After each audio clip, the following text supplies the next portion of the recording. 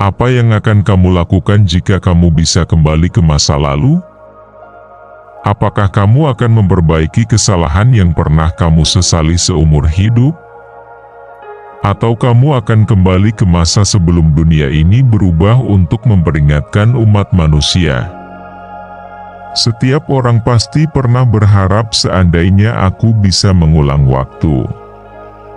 Tapi, bagaimana jika hal itu benar-benar bisa dilakukan? Hari ini kita akan menjelajahi sebuah pertanyaan besar. Bagaimana jika manusia bisa pergi ke masa lalu? 1. Perjalanan waktu dan ilmu pengetahuan. Perjalanan waktu sering dianggap mustahil, hanya ada di film, novel, atau mimpi-mimpi manusia yang ingin memperbaiki kesalahan. Tapi kenyataannya, sains justru membuka sedikit celah menuju kemungkinan itu. Teori relativitas umum dari Einstein menunjukkan bahwa waktu tidak mutlak. Waktu bisa berubah tergantung kecepatan dan gravitasi. Ini berarti bahwa waktu adalah bagian dari struktur ruang waktu yang bisa dilengkungkan dan dalam kondisi ekstrim mungkin bahkan bisa dilompati.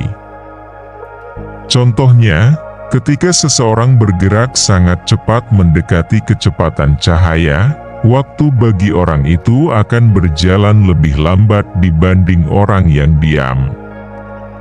Ini disebut time dilation. Fenomena ini bukan sekadar teori. Eksperimen dengan satelit dan jam atom telah membuktikan bahwa waktu memang berjalan sedikit lebih lambat di luar angkasa dibanding di bumi. Jadi, secara teknis, kita sudah melihat bentuk awal dari perjalanan waktu meskipun hanya ke masa depan. Namun bagaimana dengan masa lalu? Disinilah muncul gagasan yang lebih ekstrim seperti wormhole atau lubang cacing. Secara teori, lubang ini bisa menghubungkan dua titik di ruang dan waktu. Jika satu ujung wormhole bisa dimanipulasi, kita mungkin bisa masuk di satu sisi dan keluar di masa lalu dari sisi lain. Tapi untuk melakukan itu, dibutuhkan energi dalam jumlah dan jenis yang belum bisa kita kendalikan seperti energi negatif, yang bahkan keberadaannya saja masih dalam perdebatan. Meski terdengar seperti fiksi ilmiah, para ilmuwan tidak sepenuhnya menutup kemungkinan. Sains modern hanya berkata, belum sekarang. Masih terlalu banyak yang belum kita pahami tentang waktu, ruang, dan hukum alam semesta itu sendiri. Tapi jika suatu hari kita berhasil, dunia seperti yang kita kenal hari ini mungkin tidak akan pernah sama lagi. 2. Masalah besar bernama paradoks. Jika manusia bisa kembali ke masa lalu, kita akan langsung berhadapan dengan sebuah dilema besar yaitu paradoks waktu. Paradoks ini bukan cuma teka-teki logika, tapi benar-benar bisa menghancurkan seluruh ide tentang sebab akibat. Yang paling terkenal adalah grandfather paradox. Jika kamu kembali ke masa lalu dan mencegah kakekmu bertemu nenekmu, maka kamu tidak akan pernah lahir. Tapi jika kamu tidak pernah lahir, bagaimana kamu bisa kembali ke masa lalu untuk mencegahnya? Paradoks ini membuat sebagian ilmuwan percaya bahwa perjalanan ke masa lalu harus mustahil. Karena jika dimungkinkan, maka dunia ini akan dipenuhi kontradiksi yang tidak bisa dijelaskan oleh hukum sebab akibat. Ini seperti memukul kaca waktu dan menciptakan retakan dalam logika realitas itu sendiri. Dan jika realitas bisa retak, maka segalanya menjadi tidak bisa dipercaya lagi. Ada pula konsep yang tak kalah menarik yaitu efek kupu-kupu, atau the butterfly effect. Sebuah perubahan kecil di masa lalu seperti menginjak kupu-kupu bisa berdampak besar di masa depan. Seolah-olah waktu adalah susunan domino yang rapuh, sentuhan kecil saja bisa meruntuhkan segalanya. Dalam konteks ini, kembali ke masa lalu bukan hanya berbahaya, tapi bisa benar-benar menghancurkan masa depan yang kita kenal.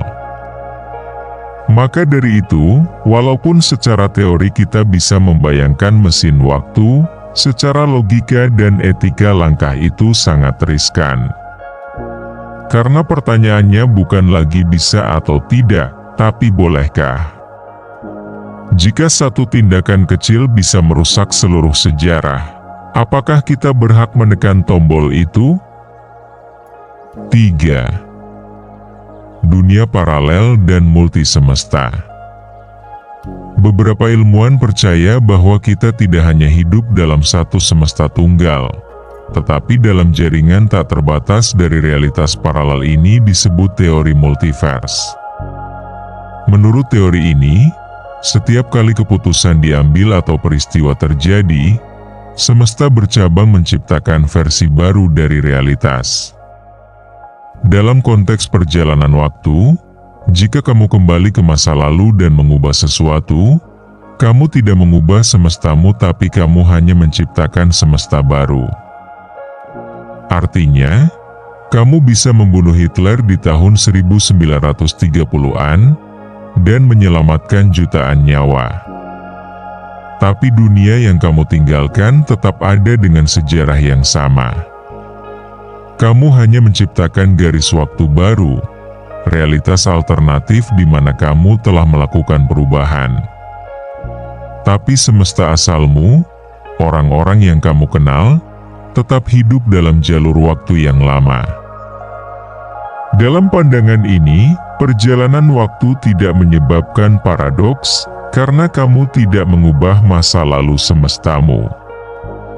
Tapi justru muncul pertanyaan baru.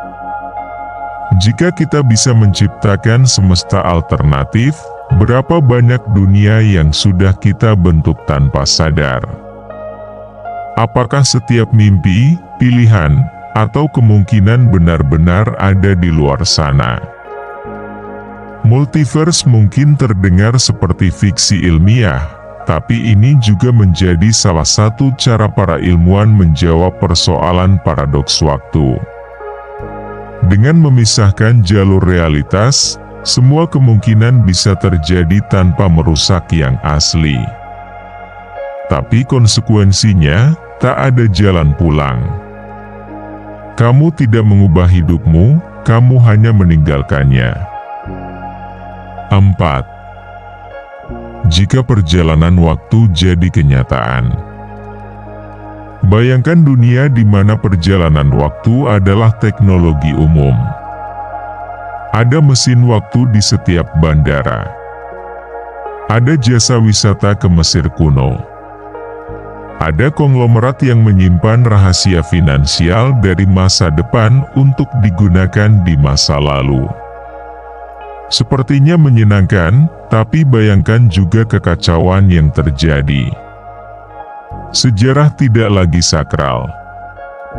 Waktu tidak lagi linear. Hidup menjadi ruang permainan bagi mereka yang punya kuasa atas waktu. Dalam situasi seperti itu, hukum dan etika akan berperan penting. Siapa yang berhak kembali ke masa lalu? Apakah setiap orang harus diizinkan? Apakah sejarah bisa dilisensikan seperti lahan pribadi? Dan siapa yang akan mengawasi jalur waktu?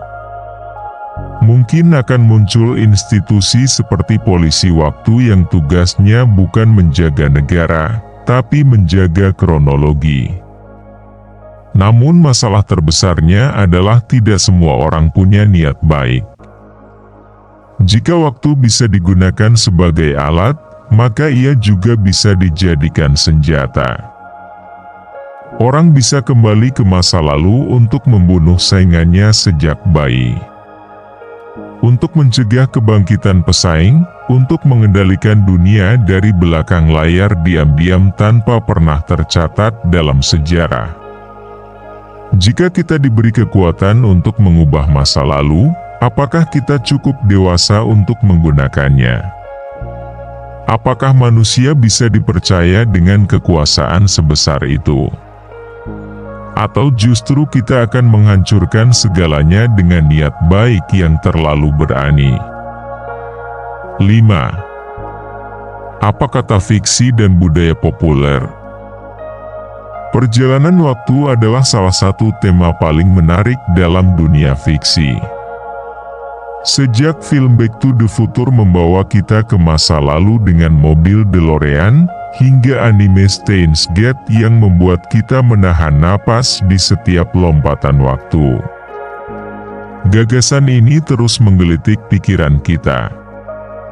Tapi hampir semua cerita itu menunjukkan satu hal, yaitu mengubah masa lalu tidak pernah sesederhana yang kita bayangkan. Di Back to the Future, perubahan kecil bisa menyebabkan seseorang menghilang dari foto keluarga. Di Steins Gate, karakter utama harus menghadapi tragedi berulang, mencoba memperbaiki semuanya tapi malah memperburuknya. Di Tenet, waktu digambarkan sebagai sesuatu yang bisa dibalik dan diputar, namun tetap penuh risiko dan misteri.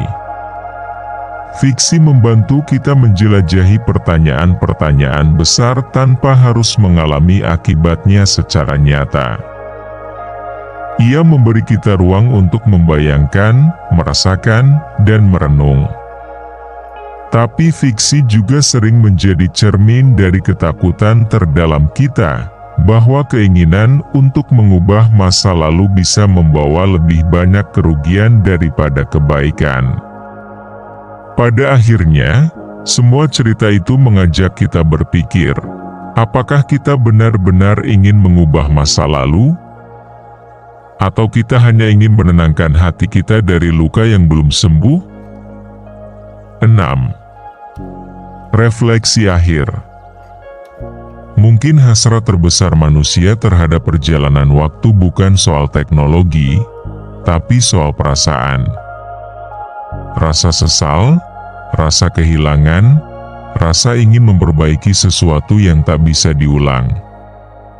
Mesin waktu dalam pikiran kita seringkali bukan perangkat logam dan listrik, tapi kenangan dan harapan yang belum terlaksana. Seperti sungai hanya mengalir ke satu arah. Kita bisa menengok ke belakang tapi tidak bisa berjalan mundur. Masa lalu adalah guru, bukan tujuan. Ia ada untuk dipelajari, bukan untuk diubah. Karena jika kita terlalu sibuk menoleh ke belakang, kita bisa lupa bahwa masa depan masih menunggu di depan sana. Mungkin kita memang tidak butuh mesin waktu. Mungkin yang kita butuhkan hanyalah keberanian untuk memaafkan, melepaskan, dan melangkah. Karena masa depan bukan sesuatu yang bisa kita tebak, tapi bisa kita bangun hari demi hari. Jadi, kalau kamu bisa kembali ke masa lalu, apa yang benar-benar ingin kamu ubah? Dan lebih penting lagi, apakah kamu siap menanggung akibatnya?